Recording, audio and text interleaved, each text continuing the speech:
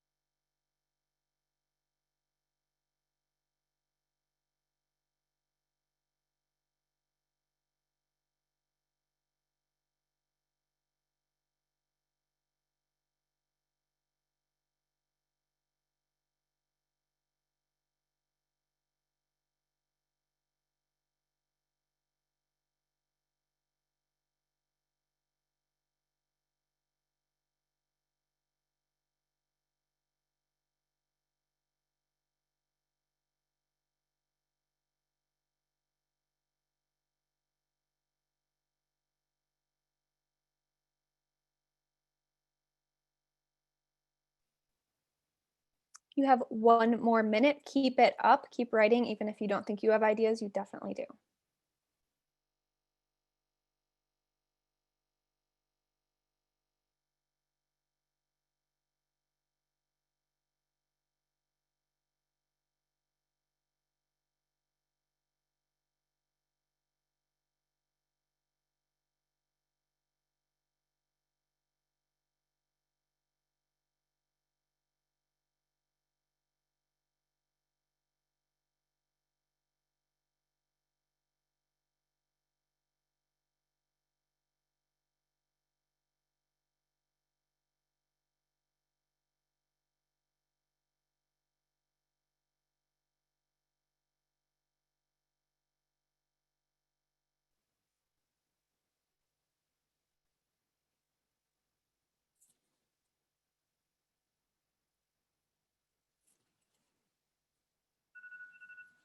and my phone was really quiet, but that was its buzzer. That was 3 whole minutes of getting words on paper, of writing. I'm gonna stop sharing just for a moment.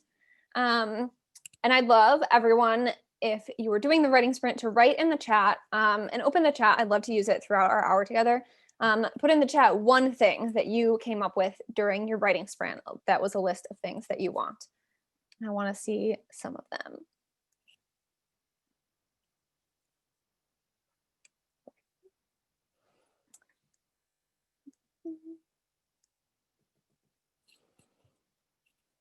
We want some peace of mind.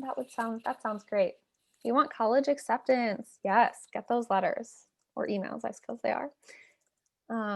Boba, that sounds so great on this Friday. Getting something to eat that will fill you up. So satisfying. A cold glass of water. If you want to hydrate, please hydrate. It's good for you. Get a cold glass of water. A cat sitting next to me. I would love to have a cat sitting next to me. Oh, that's so good. Let's go back to Japan. I love these things. Some of them are big, some of them are small. Some of them will are life-changing things, like getting into the school you really want. Some of them are small comfort things. I think a lot of us want comfort right now. So thank you so much for sharing those. We'll talk a little bit more about why the prompt was about wanting things in a minute. Let me make sure I said all the things I want to say before we start. Oh, so this group of, how many people are here? 16. 16 of us. This is like our 1 hour that these 16 people will all be in the same place together. And I think that's really cool. And you know, usually I run a creative writing club that's for, it's more for elementary students, that we do virtually on Tuesdays. And we always start that off by just like checking in and sharing something about our week. And so I'd actually love to, even though we will only be together for 1 hour today, I'd love to, because it's a stressful week, I'm only going to ask people to share good things about their week. So if you could share in your chat, I usually ask people to share a high and a low from their week, but let's just stick with the highs. We don't need to get into all the stressful things that are happening right now. And I'll share something good that's happened for me this week, and I'd love to hear from some of you guys too. If you want to share out loud, that is always welcome, but I'm happy to just have them in the chat too. But something good that has happened to me this week. Speaking of all the comfort things that you guys were listing a few days ago, I really wanted ice cream, and I kept trying to talk myself out of getting ice cream because I was like, come on, you don't need to spend that money on ice cream. But then I did it, and I feel great, and I was just really happy and pleased about that. So something good that happened to me is that I let myself get a treat. Yeah, so tell me something good that's happened to you this week. I want to lift us up into like a positive hour of creativity together. Not that your stories will all be you know, happy-go-lucky stories, but it's good to bring some light into the world. Jasper says a publisher accepted their full submission of 4 poems. Amazing. That's a huge success. Kumari says, going to visit your grandparents. That's so good. Yes, achieving goal of having straight A's for your first quarter. Yeah, how is the first quarter already over? Hi, Sophia. I'm glad to have you here. Bringing peace to the world. Yes, Layla's past the halfway point of the college application process. That is like a lot. I'm actually applying to graduate school right now, and so I am with you guys applying to school. There's so much paperwork, so much writing, so many references, all the stuff. Okay, thank you guys so much. So I hope that we're feeling like, you know, a small virtual one-time sort of community together while we write, because we want to be able to, like, writing is something that's vulnerable and you want to bring your whole self to it. So that's why I want us to always start with checking in. But let's get started on some story writing. So the main thing that I'm going to be using today as we talk about storytelling is that Pixar, who makes the movies, they have this like storytelling formula or story spine, story structure that they use. And I find it like hugely helpful. I'm a really organized person, and so I like having like lists and like specific directions to follow. And so it's usually where I start when I'm writing my own stories or working with students who are writing. And so that's what we're starting with. And I think the first thing I'm going to have us do is I think first we're gonna all work together and create a story. And first I'll share my screen again so you can see the Pixar story spine. So there are different versions of this, but this is the one that I like the most. And you can see it's sort of split into 3 different sections. And we'll talk about what that all means, but I like that it's split into 3 sections. And I also like that there's a moral of the story at the end. So we'll get to each one of these. But I kind of want to play around with it before we dive into it and before each of you do your own writing. Let me make sure I have the chat open, which is always harder while screen sharing. Great. So I just want us to play around with this as a group. And so I'd love a different person to fill in like a whole sentence with each of these sentence starters so that at the end we'll have some sort of story that may or may not make sense that all pieces together. And if you'd like to unmute and like add to the story, that's great. But again, happy to do it via the chat, but let me know if you want to like do the next sentence. But I'm happy to start with Once Upon a Time, and then we can take turns handing it off and just see what it's like to use this, and then we'll talk more about it later. And I didn't prepare for this either, so we're all just making up a story off the top of our heads. So I'll start with Once Upon a Time.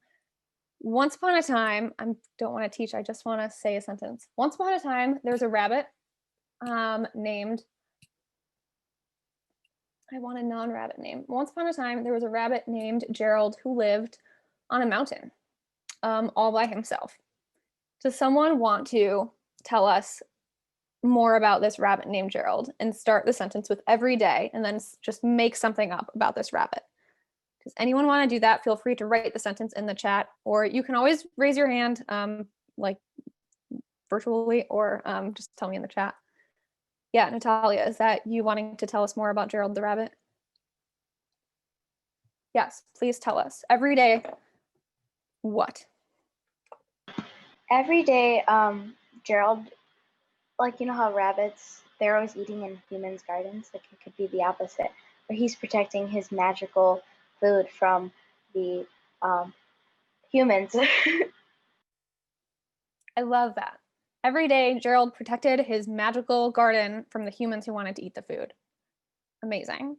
Number 3, until one day something happens. What happens? Someone tell us out loud or in the chat. Tamara says, until one day this little girl came by. Can you give the little girl a name?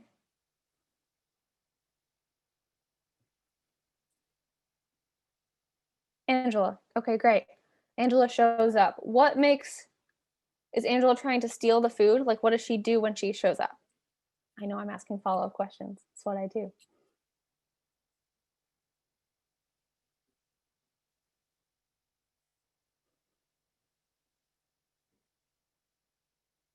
And everyone be thinking, we're gonna have this middle section where different events are gonna happen, that what's gonna go on with Gerald and Angela. Until one day, Angela shows up, she asks for some food, but he doesn't want to give her any. Okay, amazing. So next we're saying because of that, because of that, because of that. There might be more of these in your real story that you come away with today, but let's just do with 3 of them. So because Gerald says no, because Gerald won't give Angela any food, what happens because of that? Does someone want to let us know?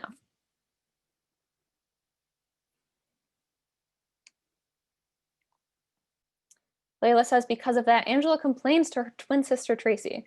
She goes back home to her sister and she's like, oh my God, Gerald wouldn't give me any of the magic food. And I'm like really hungry. We're really hungry. We're twins. Okay, because Angela goes home and complains to her sister, Jasper, what happens next? Tracy decides that they need to burn down the garden. Yeah, Tracy is like, oh my God, Angela, that sucks. We need to go back there and burn down the garden. Jasper, can you let us know, did they just decide to burn down the garden or did they actually do it? They decide to do it and they go to the garden. I don't know if they do it or not. We don't Someone know else should decide Okay. that. Okay, they decide to burn down the garden. Because they decide to burn down the garden, he does not deserve the garden. Because they decide to burn down the garden, what happens after that? He lost his rights. He's being rude. If you have a wealth of food, you should be sharing it. Am I right?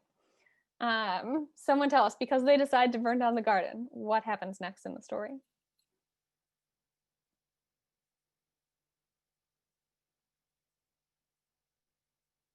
No one knows. We're gonna think. There's only gonna be 2 real more events. One more because of that, and then until finally. All the food is gone. Okay, yes, except for one piece. So they do succeed in burning down the garden, and all the food is gone, except for one piece of food. So because the whole garden is burned down except for one piece of food, finally, what happens? What piece of food? I don't know, Jasper. A carrot. A carrot or lettuce. One or the other. Okay, carrot, carrot. Thanks, Jasper. So because that carrot is left, finally, until finally, something has to come to a head. Some big decision has to be made. Some big thing has to happen. Or maybe it's a small thing, but something that gives us a little bit of a change. Does anyone have a thought? Thank you, Layla. Gerald decides to plant the carrot, the last one, build a new garden, and share that so he isn't the victim of arson again. You know, he's being motivated by not wanting to be have his property destroyed, but he's still sharing, which is good. Ever since then, ever since he started a new garden that he does share with people, how are Tracy and what's her name? Angela? See, Layla and Jasper are on the same page. Ever since then, how is the world? Is everything good since then? Ever since then, he shares with everyone, I feel like is what is being pointed towards. But make it motivated by fear, maybe. In this mountain community. And then this is sort of optional. And since then, Tracy and Angela never eat another carrot again. This last one is sort of optional, but it's helpful to think about what the moral of the story is, which I know sounds kind of cheesy. I'm like, maybe I'll talk about it more later, but you really just want to think like, okay, how are these characters different at the end than at the beginning? And so the moral of the story is that like sharing is good, even when motivated by fear, I guess. Or the moral of the story is, yeah, that sharing is good, because what the character learned is what I was going to say. What does your protagonist learn? How are they different from the beginning to the end? And the difference here for Gerald is that first he doesn't share, at the end he shares, and that's what you're trying to do during the story is like connect those two, point A and point B or Z, whatever point it is. I'm going to stop sharing just for a second because I don't love always seeing that thing. Great. So I can look back at my plan. Okay, thank you for going through that with me. So what we're going to do is we're really going to spend time with each of those 3 sections. And so I think there were 9 bullet points, or there were 8 plus the moral of the story is. And they were grouped together into 3s. And so the idea there is that, again, like what the Pixar story writers say, is that they create their stories in 3 acts. And this is slightly different than, I know a lot of you guys probably know the traditional story plot diagram. So it is similar and they do like overlap. But the reason I like using this is because it's really about like the structure of the story. And sometimes when I think of plot versus structure, like plot is like the events that happen, like what happens in the story. And when I think of structure, I think of like what order they happen in. And like you as the writer get to decide what order the reader finds out information. And that includes like flashbacks, that includes like what point of view you're writing in, because the reader might not know everything that's going on in each character's head. And so I really like thinking about the structure of the story.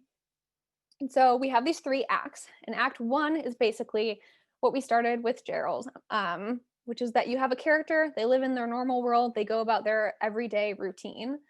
Act 2 is after something happens that changes their trajectory. They're not living their normal life anymore. And so what happens is Angela shows up. And that happens to our protagonist, Gerald. Excuse me. And then there's a series of events that lead one from the other. And each of them, the stakes are being raised and things are becoming riskier until finally the climax happens, if you know that word, there's some big turning point or some decision to be made or a sacrifice, maybe something like that. And then act 3 is, it starts with that climax or that turning point, and then how do things either go back to normal? How is there a new normal?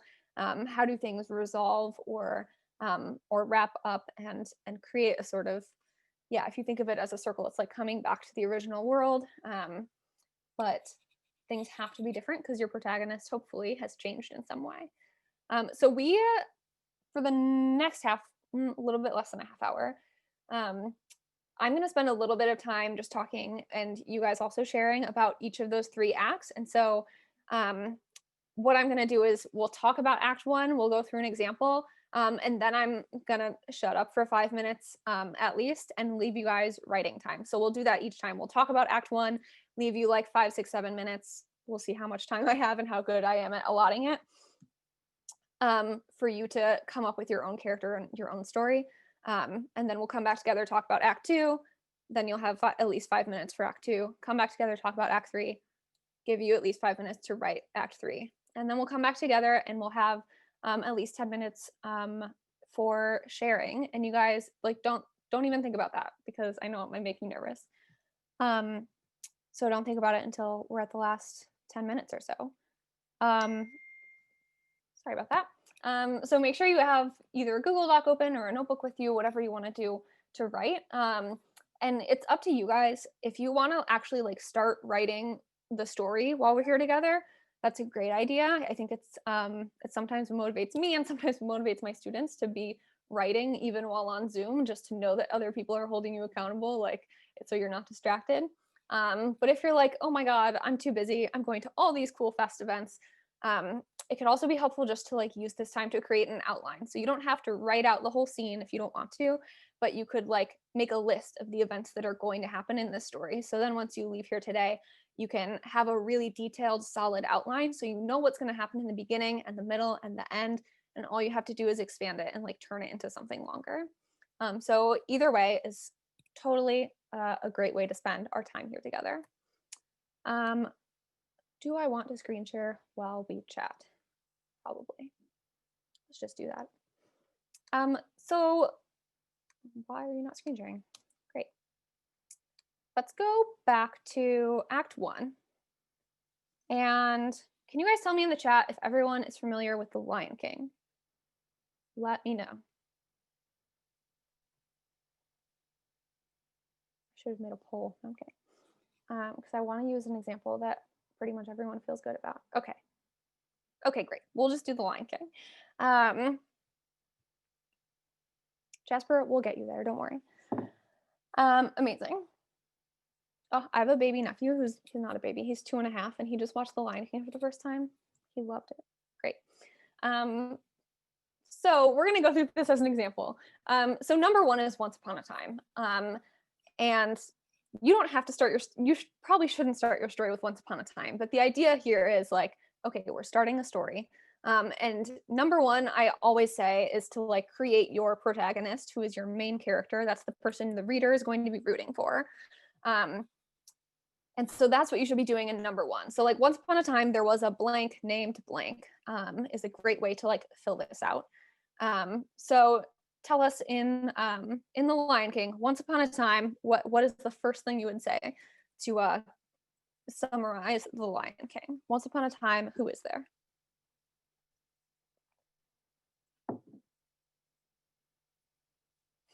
Y'all know this. Just tell me in the chat.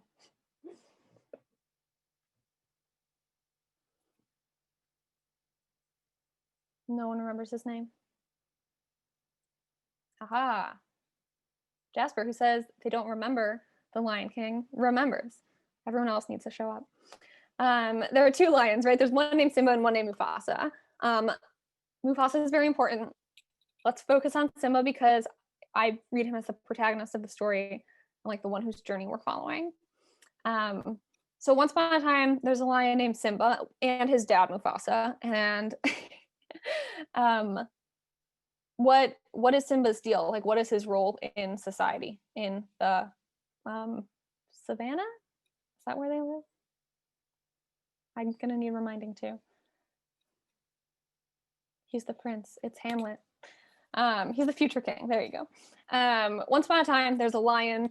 I don't know if they call him a prince, but he'll grow up to be the king. His dad is Mufasa. They live in the savannah. Okay, number 2, every day. The point of this is to like show us their like regular world, because when the story starts, the world is going to change.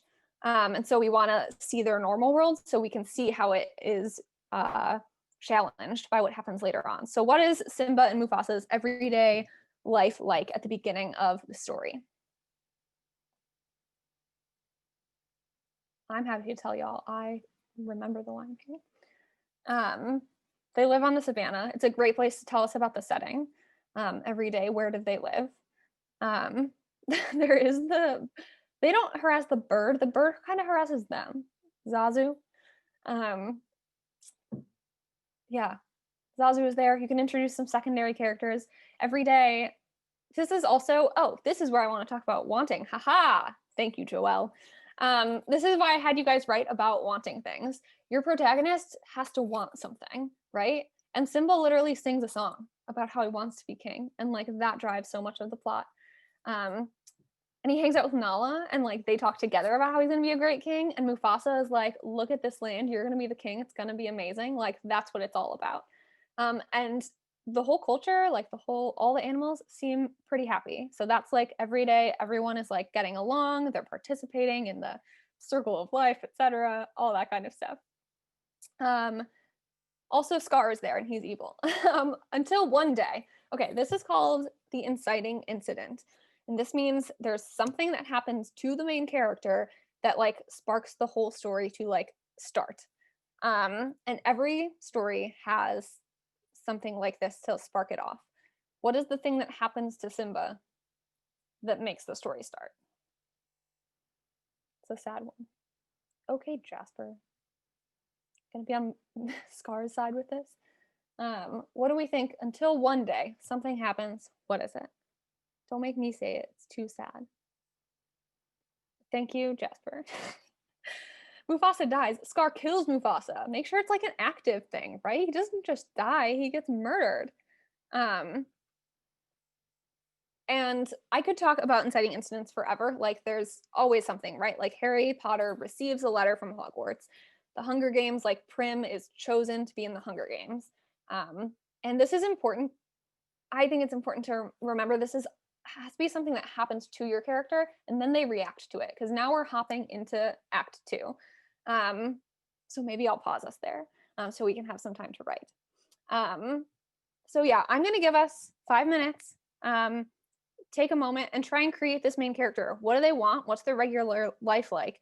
And something has to happen to them that is going to start a series of events that changes things. So I'm going to be quiet for at least until 35 minutes after. Am I on schedule for myself? Yeah, I'm on schedule for myself. So at 36 after, I'll start talking again, but take a moment and try and write the beginnings of a story.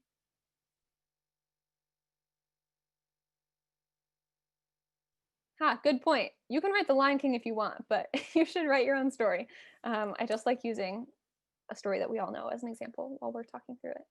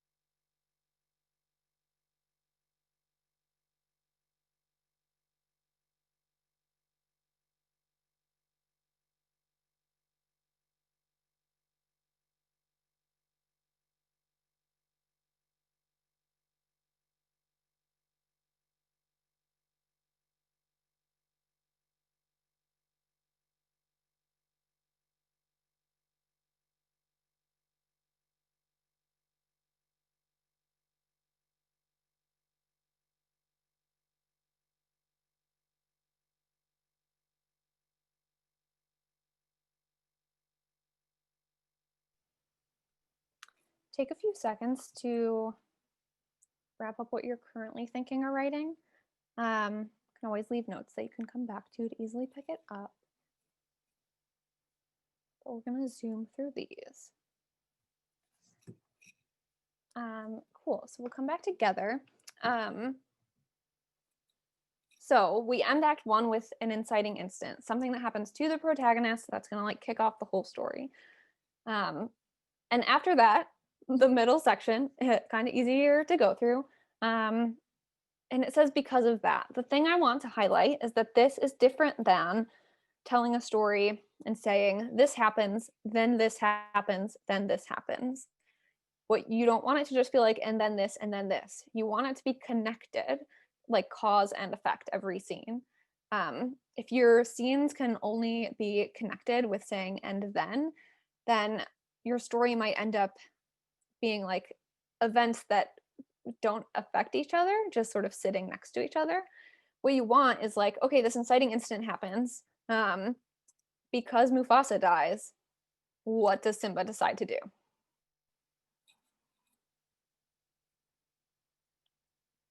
He runs away. He wouldn't have run away if Mufasa hadn't died, right? So that's a cause and an effect. Because Simba runs away, okay, pause. Also, stories are not entirely linear like this. You might have a web of things going on. Because Simba runs away, a lot of things happen, right? What are some of the things that happen because Simba runs away? Or one of the things? What happens to the pride? What happens to Savannah? What happens to Simba? What happens to Nala? All of these things happen because he runs away. Pride Rock goes downhill, right? They used to be really prosperous. They had lots of food because there's maybe one in between that. Because Simba runs away, who becomes king? It should be Simba, but it's Scar, yeah. And because Scar is king, Pride Rock goes downhill and no one has enough food to eat. When you think of Simba, because he runs away, he meets Timon and Pumbaa. Because he meets Timon and Pumbaa, like what kind of happens to Simba? He used to really want to be king. What does he want later? There's a happy song about it. He's with Timon and Pumbaa. They're just chilling. They just want to eat yummy bugs and like hang out by that waterfall. Yeah, they just want to vibe. They want Hakuna Matata, no worries, not going to be the king, not going to be ambitious. I'm just going to hang out. So a lot of different things happen. And then let's think of Nala. What happens to her because Simba is gone? Well, maybe it's because Pride Rock goes downhill. What does Nala do?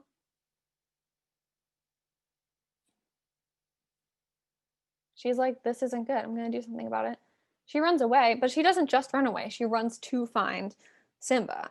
And because she finds Simba, you know, what does Simba decide to do when Nala comes and finds him? He tries to find, yeah.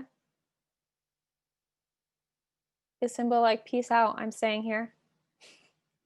Movie over. I give up. No, he goes back. And he wouldn't have gone back if Nala hadn't come. And Nala wouldn't have come if it hadn't gotten so bad at Pride Rock. So all of these things have to be connected to each other. And that's going to keep happening.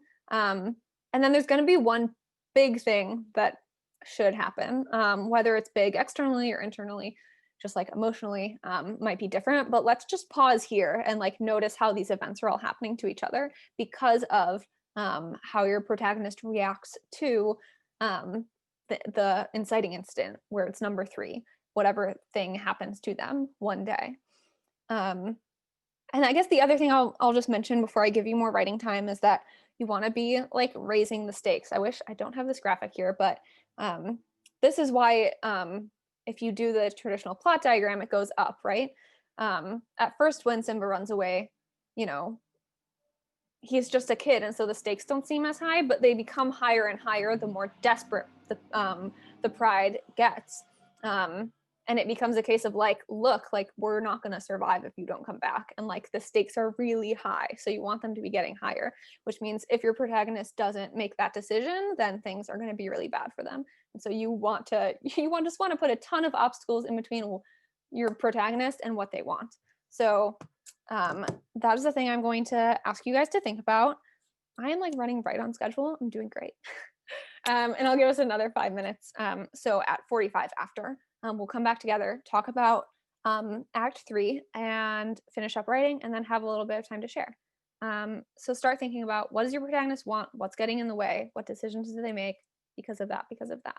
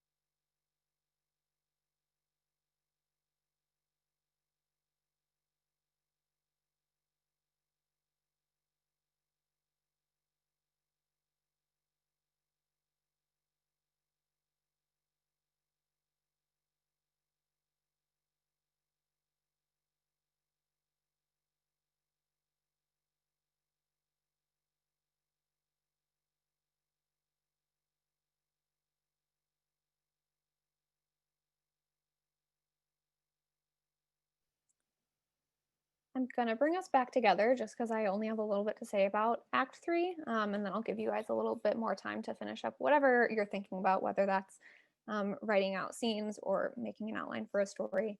But all these because of that, because of that, because of that events are gonna lead up to like one big because of that event, which could also start with like, until finally, like after all these things that have happened, something's gonna happen that makes things different for the protagonist than they were in the beginning of the story.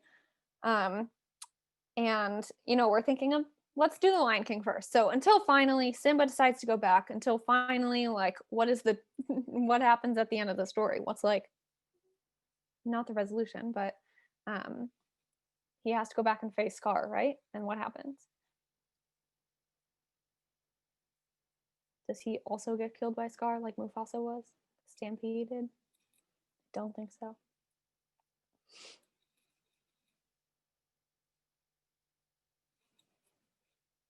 No one's gonna say it. We all know it's a Disney movie. It has a happy ending. Until finally Simba goes back. I can't even remember. They must have some sort of battle scene, but oh yeah, Scar confesses that he like killed Mufasa. Good point. I forgot. Um, and then finally Simba takes his rightful place as king of Pride Rock. And then there's like a beautiful reprise of the Circle of Life song. Everyone is happy again. There's food again. Everyone is like, frolicking around the savannah. So ever since then, Pride Rock was returned to its former glory. And there's a nice circle, where he and Nala are together, and they get to have a little baby who will get to be king later on too. And the moral of the story is, again, it's like, what does the character learn from the beginning to the end? So, feel free to dive into that. But if you'd rather just focus on like the events that happen themselves, that's fine too. And the thing I want to point out about this is that like we're talking about the Lion King, which is like a sort of big, more epic story, but the until finally doesn't need to be something like someone being killed or someone becoming king, or it doesn't have to be this huge external change. If your character is going through an emotional journey, they might have a climax or a turning point or an until finally that's like smaller or more internal, but as long as your character is different at the end than they were at the beginning, then it's still that's the right thing for that story, because every story is different. And so yeah, I'm just going to leave us, it's 48, so I'm going to leave us, yeah, I'll give you guys another 5 minutes. So at 53, we'll come back together. And when we come back together, I would love some people to share a little bit of what they wrote. It doesn't have to be everything, or you could just talk out loud about what you came up with, or tell us about your main character. So it doesn't have to be a big thing, and you don't have to share everything, but I'd love a few people to share before we log off. But yeah, I'll stop talking and give us 5 more minutes to try and come up with an ending for your story, even if you can't write the whole thing while we're here.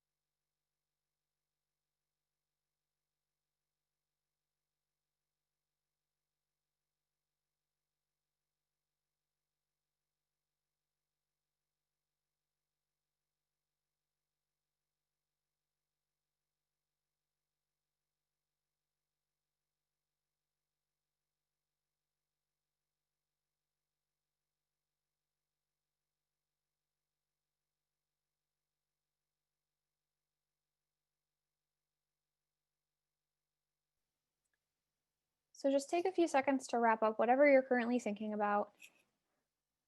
Write down last notes you don't want to forget about your ideas. And we have 7 minutes left, and I would love to hear from some of you guys about the ideas you're coming up with. And you can read out loud to us. You can tell us about the character you created. You could just tell us like one sentence that you wrote, or you could write in the chat something that you came up with or your ideas. I'd love to hear from you guys. Amazing. Layla has put some stuff in the chat. Natalia has put some stuff in the chat. Would either of you guys be willing to read some of what you wrote out loud? You can say no. I think people would love it. This is a good place to be brave. It's okay that you didn't get far. We were only together an hour. But I think starting is the hardest part about writing. So I hope that you guys were able to do that today. Joelle's happy to share what she wrote. And Layla and Natalia, let me know if, okay, cool. So let's have Joelle share and then Natalia. So I'll share what I have like written. I didn't get to all the different points, but I'll share what I have. Abel starts playing baseball late that summer. He gets Greg to spend all of his evening in their tiny backyard pitching overexpensive baseballs into the neighbor's yard. Lucy doesn't mind. If it weren't for the twins nagging, she might actually enjoy those evenings to herself. Baseball means that Greg is home on the weekends, so he can make Abel's games and give him pep talks that Lucy is sure are indoctrinating her son into the world of locker room talk and manly stupidity. He comes home from a friend's house one day, his arm scratched up from skateboarding, his hair swept to the side in that silly way, and tells Greg he's gotten a girlfriend. Lily isn't surprised to hear, but she'd finished the laundry and moved on to quietly sorting the cans in the pantry. They're sitting at the kitchen table, Abel sipping a Coke and Greg spooning yesterday's lasagna into his mouth. You know that girl I mentioned? Abel asked Greg. Madison. She doesn't hear Greg respond, so he must nod because Abel continues. I asked her out. Then he burps. Good for you, Greg says, as if Abel had gotten a B+ or gotten a home run. Lucy walks out of the closet and puts Greg's empty lasagna in the sink. Both Greg and Abel look up at her. I didn't know you were in there, Greg says. Lucy smiles tightly, forcing her eyes to be bright and happy. Finish the laundry. Figured I might clean out the pantry. With the amount of sugary cereals you let the girls eat, it looks like a full-service supermarket in there. That's all I have. I kind of only got up to writing the inciting moment. Yeah, that's amazing. Thank you so much for sharing. Jasper shouting you out for your description, your language choice, such specific feedback, which I love. Yes, thank you so much. Natalia, would you like to share?